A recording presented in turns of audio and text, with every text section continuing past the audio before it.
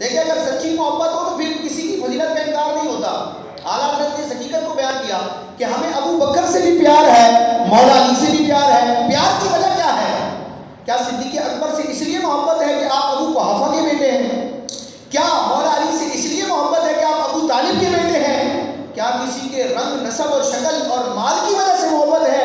نہیں, بلکہ صحابہ ہوں یا اہل بیت اطہار ہوں, سب سے محبت نسبت مصطفیٰ کی وجہ سے.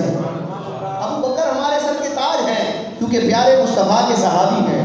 حیدر کرار ہماری آنکھوں کا نور ہے کیونکہ حضور کے صحابی اور حضور کے اہل بیت ہیں. نسبت مصطفیٰ نے ان افراد کو فضیلتیں دی ہیں.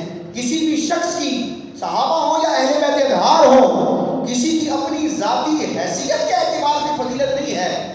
جس کو جو فضیلت ملی ہے دامن مصطفیٰ کی وجہ سے ملی ہے, صحبت مصطفیٰ کی وجہ سے ملی ہے, نسبت مصطفیٰ کی وجہ سے ملی ہے. کیونکہ صحابی کا مطلب کیا ہے؟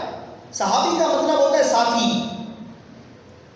تو صحابی کو صحابی کیوں کہتے ہیں کہ یہ حضور کے ساتھ رہنے والے ہیں. اہل بیت کا مطلب کیا ہے؟ اہل کا مطلب والا, بیت کا مطلب گھر, اہل بیت کا مطلب ہے گھر والا. تو اہل بیت کی جو فضیلت ہے نام ہی بتا رہا ہے. اہل بیت کا معنی ہے گھر والے. کس کے گھر والے؟ مصطفیٰ کے گھر والے. مصطفیٰ سے جس کو صحبت ہو جائے وہ صحابی. مصطفیٰ کے جو گھر میں آ جائے, جو گھر میں پیدا ہو, گھر میں رہے, خاندانی ان تعلق اور نسبت حاصل ہو جائے تو اسے اہل بیت کہا.